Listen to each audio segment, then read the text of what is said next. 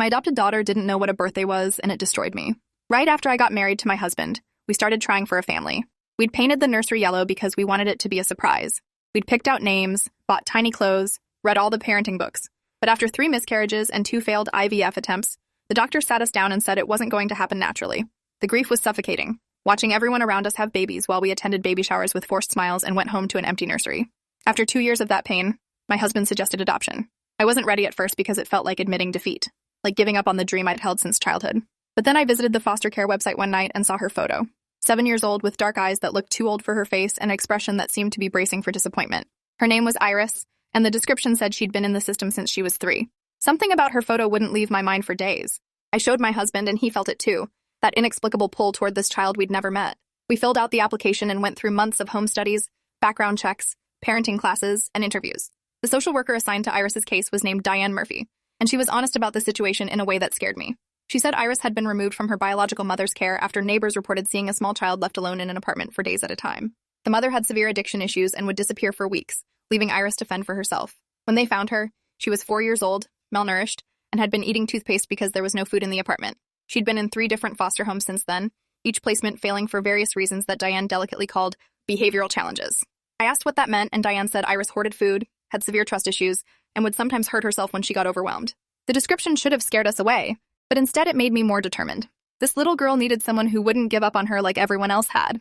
We met Iris for the first time at a park on a Saturday morning in October. She sat on a bench next to Diane, wearing jeans that were too short and a jacket that didn't fit properly. Her hair was pulled back in a messy ponytail, and she wouldn't make eye contact when we said hello. My husband brought a soccer ball, thinking maybe she'd want to play, but she just stared at it like she didn't understand what it was for. We sat on the bench with her for an hour, trying to make conversation while she gave one-word answers and kept her arms wrapped tight around herself. When it was time to leave, Diane asked if she wanted to see us again, and Iris shrugged. On the drive home, I cried because the visit felt like a failure. But my husband pointed out she hadn't asked to leave early, which Diane said was actually progress. We had supervised visits twice a week for the next 2 months. Slowly, so slowly I almost didn't notice it happening, Iris started to relax around us. She'd answer questions with full sentences instead of just shrugs. She laughed once at something my husband said, then immediately looked scared like she'd done something wrong. We brought her to our house for a day visit, and she walked through every room like she was in a museum, barely touching anything, asking permission before she sat on the furniture. I made lunch and she ate everything on her plate so fast I worried she'd choke, then asked in a whisper if there was more. I said of course and gave her seconds and thirds, watching her put away more food than seemed possible for someone her size. My husband caught my eye across the table, and I saw the same heartbreak I felt reflected in his face. After lunch, she asked where the bathroom was and disappeared for 20 minutes. When she came out, I noticed the hand soap was half empty. Diane explained later that hoarding and overconsumption were common in kids who'd experienced severe neglect. Iris's brain was still operating from a place of scarcity, believing she had to take everything now because there might not be anything later. The official adoption went through in February, 6 months after we first saw her photo. The judge asked Iris if she wanted to be part of our family, and she nodded once, still not making eye contact with anyone. We took her home that day with 2 garbage bags of belongings that represented everything she owned in the world. One bag had clothes that mostly didn't fit. The other had a broken toy phone, 3 rocks she'd apparently collected, and a blanket so worn it was barely holding together. My husband carried the bags to her new room while I helped her out of the car. She stood in our driveway looking at the house like she was waiting for someone to tell her it was a joke. I took her hand and it was so small and cold in mine. Her room had been decorated carefully.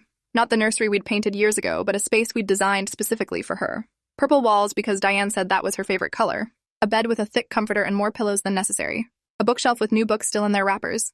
A desk for homework. Stuffed animals arranged on the bed. When Iris saw it, she stopped in the doorway and didn't move. I asked if she liked it and she whispered, "This is all mine?" I said yes. Everything in this room belongs to you and no one will take it away. She walked over to the bed and touched the comforter with just her fingertips, like it might disappear. Then she asked where she was really going to sleep. The question confused me until I realized she didn't believe a room this nice could actually be hers. I knelt down to her level and promised this was really her room and her bed and her space. She nodded, but I could tell she didn't believe me. That night, she slept on the floor next to the bed with her old blanket. The first few weeks were an adjustment that doesn't really capture how difficult it actually was. Iris would wake up at 5 a.m. and be dressed and waiting by the door like she expected to be moved to another house. She asked every single day when she had to leave and where she was going next. Every time I said she wasn't going anywhere, that this was her home now, she'd nod and not believe me. Mealtimes were particularly hard because she'd eat so fast she'd throw up, then cry because she thought we'd be angry about the mess. My husband or I would clean it up while reassuring her it was okay. Accidents happen. Nobody was mad. She'd apologize over and over in this tiny voice that broke my heart. We started giving her smaller portions and letting her know there was always more food available anytime she wanted it. We put snacks in her room and told her she could eat whenever she felt hungry. She hoarded everything at first, hiding crackers under her pillow and fruit in her closet. School was another challenge because Iris was academically behind from missing so much education in her early years. She could barely read at a second grade level despite being 7, and math was even worse. The school suggested holding her back a grade, but we decided to get her a tutor instead and work with her at home. Every evening after dinner, we'd sit at the kitchen table and do homework together. She'd get frustrated easily and shut down, putting her head on the table and refusing to try. My husband discovered she responded better to making it a game, turning math problems into stories about animals, or using colored markers to make reading more interesting. Progress was slow, but it was happening. She started sleeping in her actual bed after about a month, though she kept her old blanket and still occasionally slept on the floor when she had bad dreams. She stopped asking every day when she had to leave, though the question still came up once or twice a week. 3 months after the adoption, my birthday came around in May. My husband wanted to make it special and invited some family over for dinner. My parents came, my sister and her husband, my best friend Lauren. Everyone brought presents and cards, and my husband made my favorite meal. Iris sat at the table watching everything with wide, confused eyes. When everyone sang happy birthday and my husband brought out a cake with candles, she looked genuinely frightened by the fire. After I blew out the candles and started opening presents, she got up from the table and disappeared upstairs. I found her 20 minutes later sitting in her closet with the door closed. When I asked what was wrong, she said the yelling scared her. I realized she meant the singing. She'd never experienced a birthday party before and didn't understand what was happening. I sat on the floor outside her closet and explained through the door that birthdays were celebrations for the day someone was born, that every year we celebrate that person being alive and part of our lives. She opened the closet door a crack and asked why people were giving me things. I explained that giving presents was one way we showed people we loved them and were happy they were born. She thought about this for a long time, then asked, "Do I have one of those?" I didn't understand at first and asked what she meant. She said, "A birthday. Do I have a day like that?" My heart physically hurt in my chest, and I had to take several deep breaths before I could answer. I said, "Yes, of course she has a birthday. Everyone does." She asked when it was, and I realized I didn't know. Her file from the state had her birth date listed as September 8th, but Iris herself had no concept of this. I told her the date, and she repeated it like she was trying to memorize something important. Then she asked what birthdays were for again, and I went through the whole explanation a second time. She nodded slowly and said, "Nobody ever told me that before." I asked if she wanted to come back downstairs and have some cake, and she said okay, but stayed close to my side the rest of the evening. That night, after everyone left and Iris was asleep, I told my husband what had happened. We sat at the kitchen table with the leftover birthday cake neither of us could eat anymore, and just cried. The reality that this little girl had lived 7 years without knowing what a birthday was felt impossible. We'd been so focused on helping her adjust to living with us that we hadn't thought about all the normal childhood experiences she'd completely missed. My husband said her birthday was in 4 months and we should make it special. I agreed, but felt overwhelmed by the responsibility of giving her a first birthday party at age 7. How do you make up for 7 years of nothing? We started planning anyway, wanting to get it right. Over the next few months, Iris continued to make progress in small ways. She started calling us by our first names, Daniel and Rebecca, though not Mom and Dad yet. Diane had warned us that might take a long time or might never happen, and we'd made peace with that. She made a friend at school, a girl named Zara, who invited her over for a playdate. We drove her to Zara's house, and I watched Iris walk up to the door with her shoulders hunched like she expected something bad to happen. When I picked her up 2 hours later, she was smiling, actually smiling, and told me they'd played with dolls and Zara's mom had given them cookies. She asked if Zara could come to our house sometime, and I said absolutely. Having Zara over revealed more gaps in Iris's understanding of normal childhood. When Zara suggested they play hide and seek, Iris didn't know the rules. When Zara wanted to watch a movie and asked what Iris liked, she just stared blankly because she'd barely seen any children's movies. We started a list of things to introduce her to, feeling overwhelmed by how much she'd missed. As September got closer, we finalized birthday plans. We'd keep it small since Iris got overwhelmed by too many people. Just us, my parents, my sister's family, Lauren, and Zara with her parents. We ordered a cake from the bakery with purple frosting and flowers. We bought decorations and presents, trying not to go overboard but wanting her to feel celebrated. The hardest part was keeping it a surprise while also preparing Iris for what was going to happen so she wouldn't be scared. A week before her birthday, we sat her down and explained we were going to have a party to celebrate her. She asked why, and we reminded her about birthdays being the day someone was born. She remembered and asked if people were going to yell again, meaning sing. We said yes, they'd sing happy birthday to her specifically, and there would be cake and presents. She looked anxious and asked if she had to do anything. Daniel said no, she just had to be there and let people celebrate her. She seemed unconvinced this was a good idea, but nodded anyway.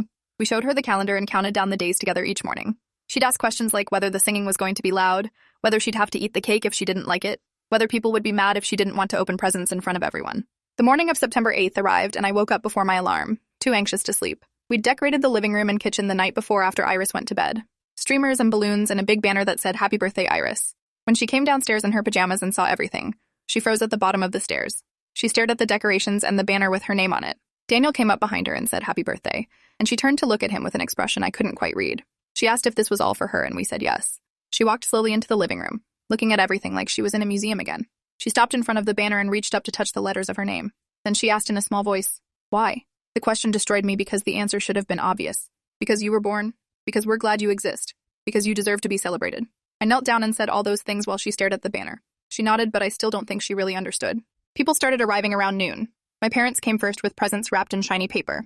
Iris hung back behind me when they came in, and my mom very carefully didn't make a big fuss, just said hello and happy birthday in a calm voice. My sister arrived with her husband and their 2 kids, ages 5 and 9. Iris had met them before at my birthday, but still seemed wary. Lauren came with a present and a gentle smile. Finally, Zara and her parents arrived, and Iris relaxed slightly seeing her friend. We had lunch first, hot dogs and chips and fruit, easy food that wouldn't overwhelm anyone. Iris sat between Daniel and me and ate slowly, watching everyone else carefully. After lunch, it was time for cake. Daniel brought it out from the kitchen with 7 lit candles, and everyone started singing happy birthday. Iris's eyes went huge, and she grabbed my arm tight. I put my hand over hers and squeezed back, letting her know it was okay. When the singing ended, everyone clapped and Iris looked like she might cry. I explained she needed to make a wish and blow out the candles. She asked what kind of wish, and I said anything she wanted. She thought for a long time, staring at the candles while wax started dripping down the sides. Finally, she leaned forward and blew them all out in one breath. Everyone clapped again, and Iris managed a tiny smile. Daniel cut the cake and served everyone while Iris watched the purple frosting like she wasn't sure it was real. When I gave her a piece, she took one small bite, then another. She told me it was good and ate the entire slice slowly, savoring each bite in a way that made me want to cry. Then came presents, which I'd been dreading because I knew this might be overwhelming. We'd arranged them on the coffee table, about 8 presents total. Everyone had been briefed to keep gifts modest and practical. Iris stared at the pile and asked if all of those were for her. My dad said yes. Happy birthday, kiddo. She approached the presents carefully and picked up the smallest one from Lauren. She held it without opening it and asked if she had to give it back later. The room went very quiet, and Lauren said, "No, sweetie. Birthday presents are gifts that belong to you to keep forever." Iris absorbed this information and carefully unwrapped the present, peeling the tape off slowly instead of tearing the paper. Inside was a set of colored pencils and a sketchbook. Lauren said she noticed Iris liked drawing and thought she might enjoy these. Iris opened the pencil box and touched each color, then looked at Lauren and whispered thank you. She set that present carefully aside and picked up the next one, from my parents. She went through the same careful unwrapping process and found a stuffed purple elephant. My mom said she heard purple was Iris's favorite color. Iris held the elephant against her chest, and this time the thank you was a bit louder. She went through each present like this, the process taking almost an hour because she was so careful and deliberate. From my sister's family, a board game. From Zara, a friendship bracelet Zara had made herself. From Daniel and me, new clothes she'd picked out on a shopping trip and books we'd chosen together. When all the presents were opened, Iris sat surrounded by new things that belonged to her. She looked overwhelmed, but not in a bad way. More like she couldn't quite process that this was real. Zara asked if she wanted to play with the board game, and Iris nodded. The kids sat on the floor playing while the adults talked and cleaned up wrapping paper. I watched Iris playing with Zara and my sister's kids, saw her laugh at something funny that happened in the game, saw her actually being a kid for maybe the first time since we'd met her. Later in the afternoon, after everyone had left and it was just the 3 of us again, Iris asked if we could talk. We sat on the couch and she held her purple elephant tight. She said she needed to tell us something and seemed nervous. Daniel said she could tell us anything. She took a deep breath and said she'd never had a birthday before. We said we knew that and we were sorry no one had celebrated her before now. She shook her head and said we didn't understand. She'd never had a birthday before today because she didn't exist before. In the apartments where she lived with her mom, nobody knew she was there. Her mom told her to be quiet and hide when people came over. She wasn't allowed to go to school or outside or anywhere people could see her.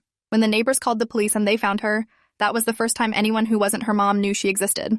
The social workers couldn't find any birth certificate or medical records or any proof she'd been born. They had to estimate her age based on her size and teeth.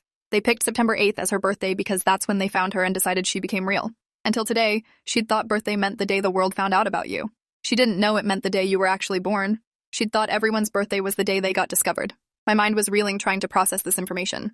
Daniel asked very gently how long she'd lived in those apartments. She said she didn't know, maybe always. Her earliest memories were of being in that apartment. She remembered being hungry a lot and being alone and waiting for her mom to come back. She remembered hiding in the closet when she heard people in the hallway. She remembered the day the police came and how bright the sun was when they carried her outside, and she'd never seen the sun before except through dirty windows.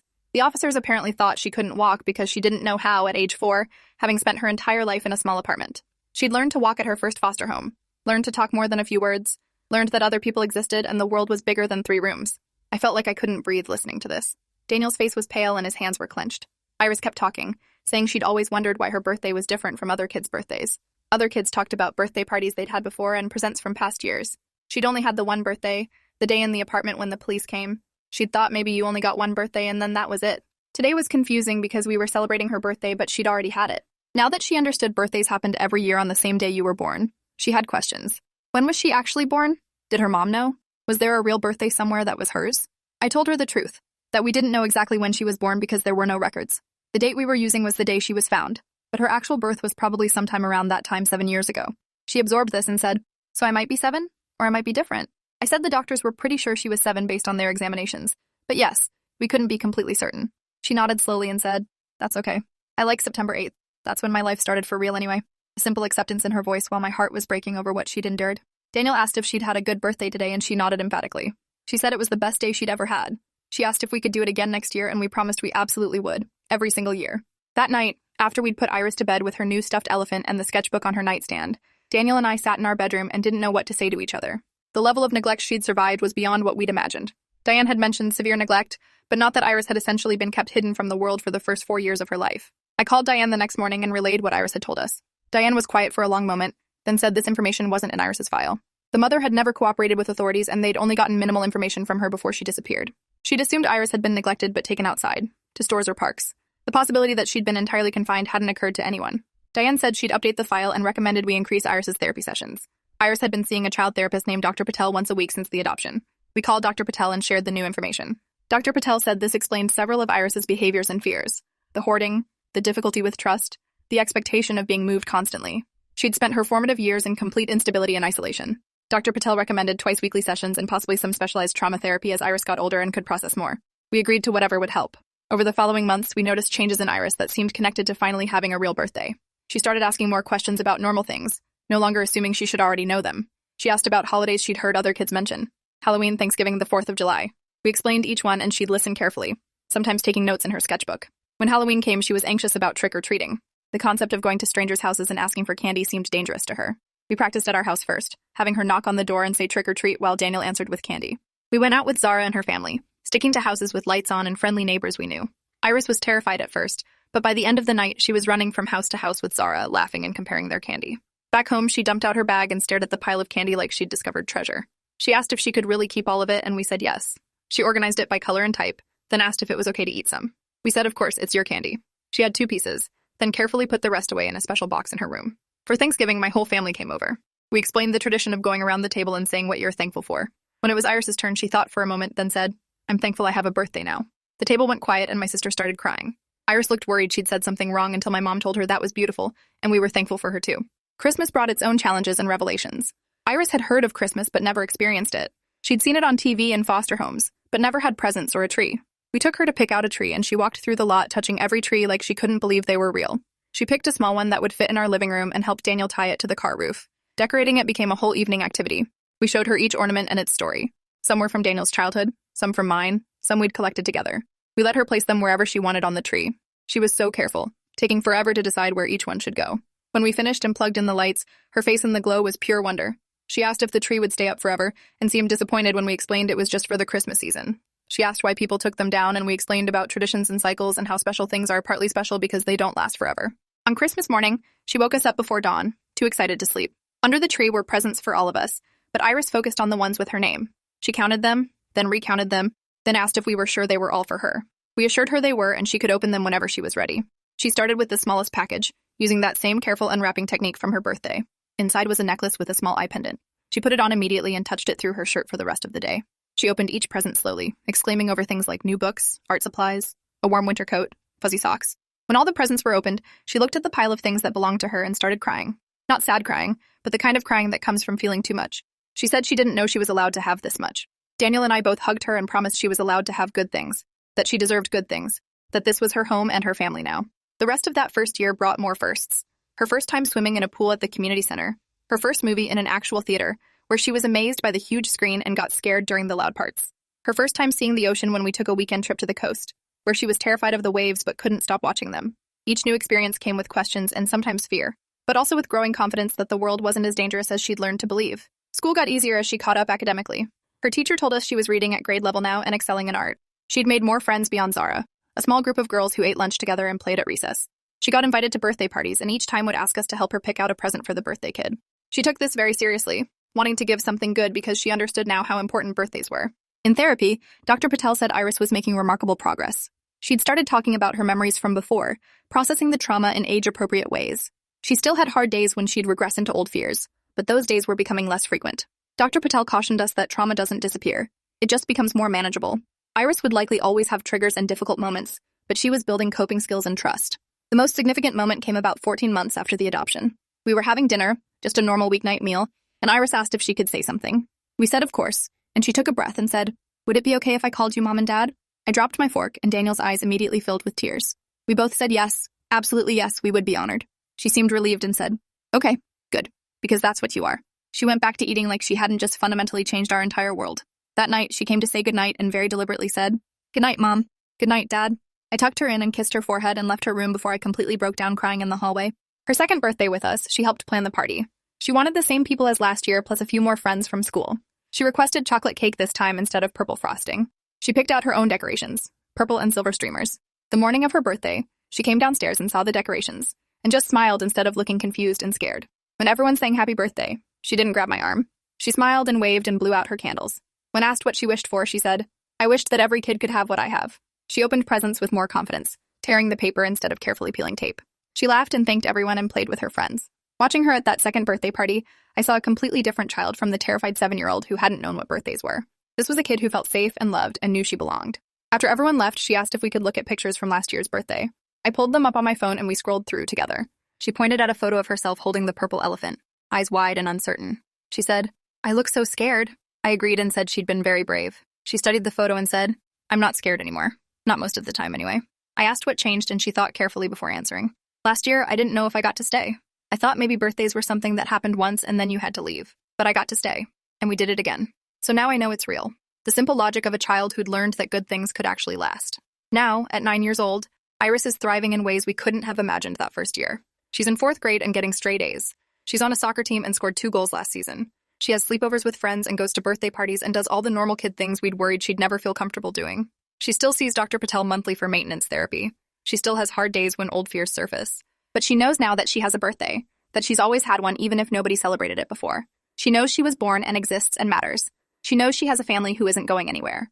Every September 8th, we celebrate not just her birthday, but the resilience of a little girl who survived unimaginable neglect and came out the other side capable of trust and love. This year, she asked if we could volunteer at a foster care organization for her birthday. She wants to help other kids who don't know they're allowed to have good things.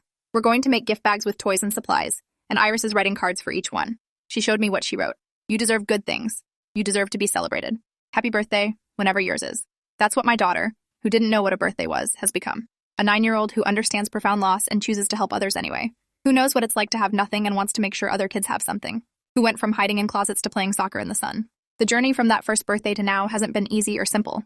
There have been setbacks and struggles and moments where we questioned if we were doing enough. But watching her blow out 9 candles this year, surrounded by people who love her, singing along to her own birthday song, that's when I knew we'd given her something that could never be taken away. The knowledge that she matters, that she was born and her existence is worth celebrating, that she has a birthday and a family and a future. And somehow, in the process of teaching her what birthdays mean, she taught us something more important, that it's never too late to start celebrating someone's life, that every child deserves to know they matter, that love and consistency can help heal even the deepest wounds. My daughter didn't know what a birthday was, and it destroyed me, but helping her understand, watching her heal, seeing her become who she was always meant to be, that rebuilt me into someone better, someone worthy of being called mom. Thanks for hanging out till the end. If you want more stories, make sure to subscribe and leave your take below.